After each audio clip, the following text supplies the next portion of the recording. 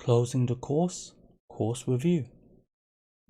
Where there is a beginning, there is an end, and I'm thankful you've made it this far, and hopefully you've learned a lot from this course. So let's review the entire course and talk about our journey and how we got here.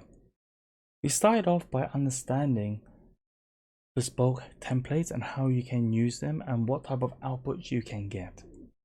We looked at drawing in Tableau. How can we actually draw these beautiful data visualizations and how can we combine them? That required a good understanding, or at least some basic understanding of table calculations. At the same time, we looked at data densification. So from table calculations, data densification drawing, combined with our templates, we can produce some amazing outputs.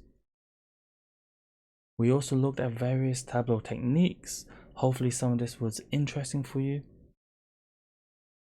But the most interesting thing is we follow my end-to-end process for looking at a data visualization, the different parts, breaking it down, and how we got to our end result. The key thing here is that you have a complete template that you can use moving forward. You have built this yourself, or we have built this together, and hopefully you've learned a lot along the way, and more importantly, hopefully you've had a lot of fun.